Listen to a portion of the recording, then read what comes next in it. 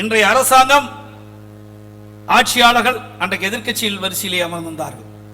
அப்பொழுது குறிப்பிட்டார்கள், ஆட்சிக்கு வந்தவுடன் முதல் கையெழுத்து நீட் தேர்வு ரத்து செய்யப்படும் என்று. இன்றைய தினம் கிட்டத்தட்ட 2 ஆண்டு 8 மாத காலம் நிறைவு பெற்று விட்டது. இன்னும் இதற்கு விடிவு பிறக்கவில்லை. இன்றைக்கு விளையாட்டுத்துறை அமைச்சர் திரு உதயநிதி ஸ்டாலின் அவர்கள் குறிப்பிட்டார், நீட் தேர்வை ரத்து செய்வதற்கு ரகசியம் இருக்குது என்று சொன்னார். அந்த ரகசியத்தை இதுவரைக்கும் தெரிவிக்கவே இல்லை. அதற்கு பிறகு ஒரு கையெழுத்தில் நீட் தேர்வு ரத்து செய்யப்படும் என்று அறிவிக்கப்பட்டு விட்டு பல லட்சம் கையெழுத்துக்களை மக்களிடத்திலே பெற்று அதையாவது உருப்படியாக செஞ்சால் என்றால் அதுவும் இல்லை. அண்மையிலே திமுக இளைஞர் மாநில மாநாடு சேலத்திலே நடைபெற்றது. அந்த மாநாட்டிலே அந்த அரங்கிலே நீட் தேர்வு ரத்து செய்வதற்காக பல தரப்பிடமிருந்து வாங்கப்பட்ட கையெழுத்து, அவருடைய கூட்டணி கட்சி தலைவரிடத்திலிருந்து வாங்கப்பட்ட கையெழுத்துக்கள் எல்லாம் சிதறி கிடந்து காலிலே மிதிபட்டு குப்பை தொட்டிக்கு போன காட்சியை நாம் தொலைக்காட்சியிலே பார்த்தோம். இதுதான் நீட் தேர்வு ரத்து செய்கின்ற ரகசியம்.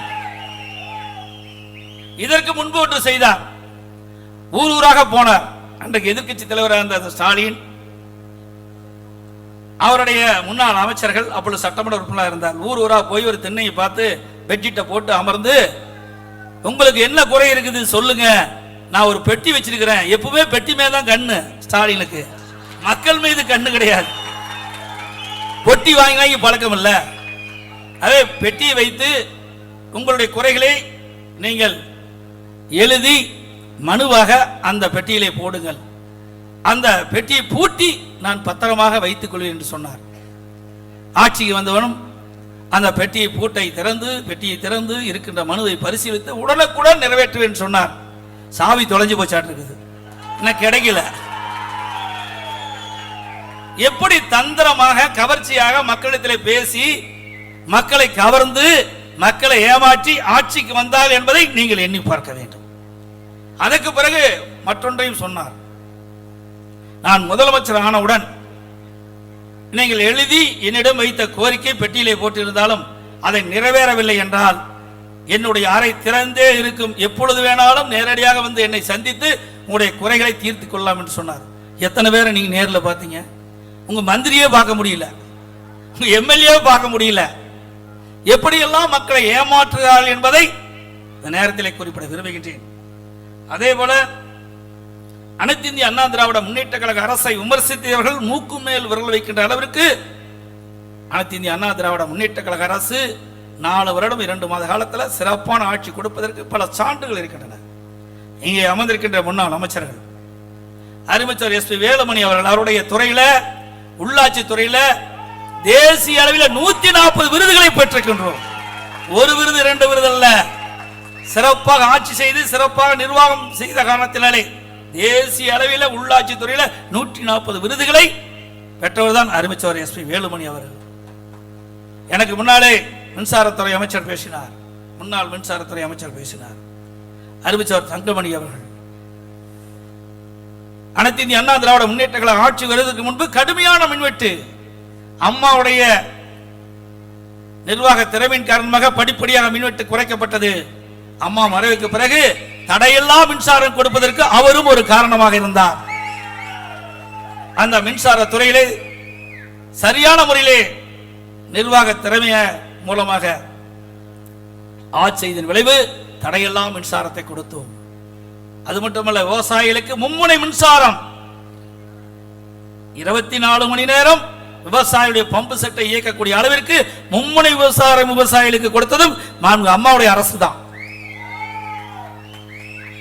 அதே போல தமிழ்நாட்டில் பொதுப்பணித்துறைக்கு கிட்டத்தட்ட 14,000 ஏரிகள் இருக்கின்றன.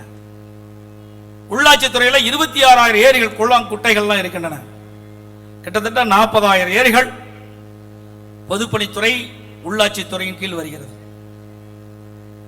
இந்த ஏரிகள் அனைத்துமே பல ஆண்டு காலமாக தூர் வாராமல் இருந்த காரணத்தினாலே பெய்கின்ற மழை நீர் உபரியாக வெளியேறி வருகிறது.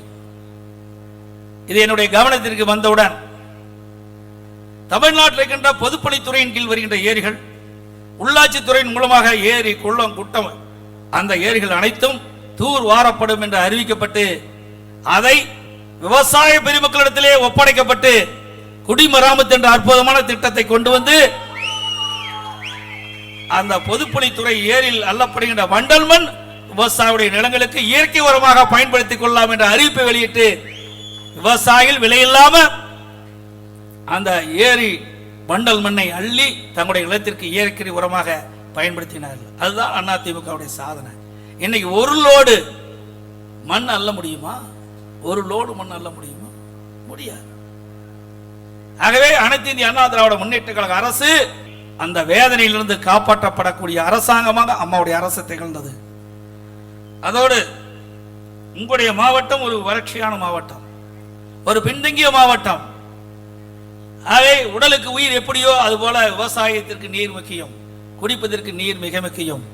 ஆகவே அந்த நீரை இந்த தருமபுரி மாவட்டத்தில் இருக்கின்ற விவசாயிகளுக்கு கொடுக்கப்படுவதற்காக ஆங்காங்கே இருக்கின்ற ஏரிகள் தடுப்பணைகள் மூலமாக நீரை நிரப்புவதற்காக பல்வேறு திட்டங்களை நிறைவேற்ற வேண்டும் என்று உங்களுடைய மாவட்டத்துடைய மண்ணின் மைந்தர் அறிவிச்சார் அன்பழகன் அவர்களும் உங்களுடைய சட்டமன்ற உறுப்பினர்களும் இடத்திலே கோரிக்கை வைத்தார்கள். இங்கே இருக்கின்ற விவசாய பொதுமக்களும் என்னை சந்தித்து கோரிக்கை வைத்தார்கள். அவர்களை கோரிக்கை ஏற்று அரூர் குமரன் அணைக்கட்டு அம்மா ஆட்சியில் டெண்டர் விடப்பட்டு நிதி ஒதுக்கீடு செய்து பூமி பூஜை போட்டோம். இந்த விடிய திமுக அரசு இப்ப கிடப்பில் போட்டாங்க. நாம கொண்டு வந்த திட்டம் என்பதற்காக அரசியல் காழ்ப்புணர்ச்சியின் காரணமாக விவசாயிகள் பயனடையக்கூடிய இந்த அற்புதமான திட்டத்தை கிடப்பிலே போட்டிருக்கின்றார்கள். தென்பெண்ணை ஆற்றின் உபரி நீரை ஈசம்பாடி அணைக்கட்டில் இருந்து நீர் ஏற்று மூலமாக 70 ஏரிகளுக்கு நீர் கொண்டு சென்று நீர் நிரப்ப ஆய்வு செய்து நிதி ஒதுக்கீடு செய்து அம்மாவின் அரசு. ஆனால் திமுக அரசு அந்த திட்டத்திலும் கிடப்பிலே போட்டுள்ளது. அதே போல இணைக்கல் புதூர் அணைக்கட்டு தூம்பலகல்லி டேம் வரை 36 தடுப்பணை 35 ஏரிகள் நீர் நிரப்புவதற்காக டெண்டரிடப்பட்டு அந்த பணி வேகமாக துரிதமாக அம்மாவுடைய அரசு செயல்படுத்தி வந்தது.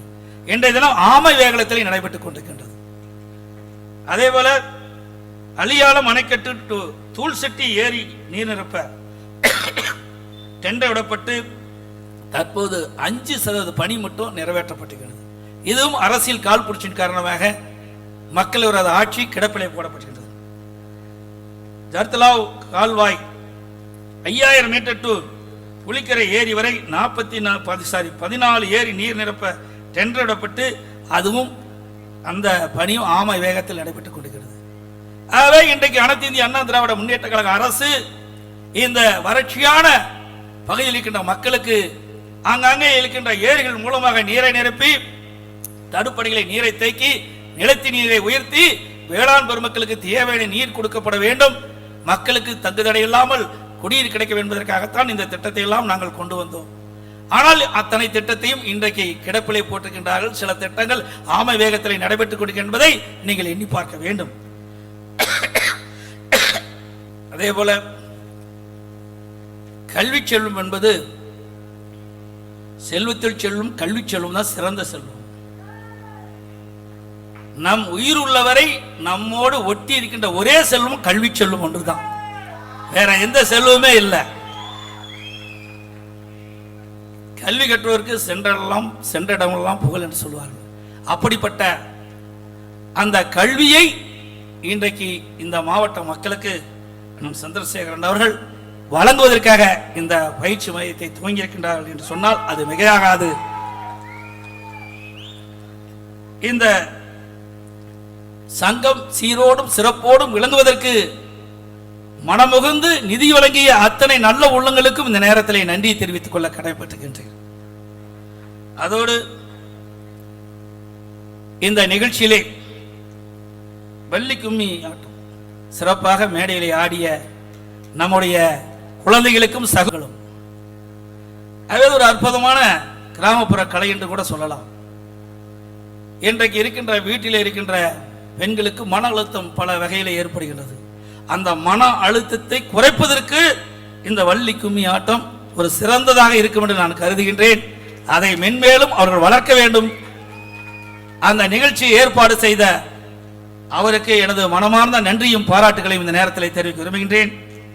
அதே போல இந்த கொங்கு வேளாளர் கவுண்டருடைய சங்கத்தின் மூலமாக இன்றைய தினம் கொங்கு பல்நோக்கு பயிற்சி ஆலயம் மென்மேலும் வளர்ந்து இந்த வறட்சியான பின்தங்கிய மாவட்டத்தில் இருக்கின்ற இளைஞர்கள் மாணவர்கள் உயர்ந்த நிலைக்கு வருவதற்கு அடித்தளமாக இது திகழ வேண்டும் என்று வாழ்த்தி வாய்ப்புக்கு நன்றி கூறி விடைபெறுகின்றேன். நன்றி, வணக்கம்.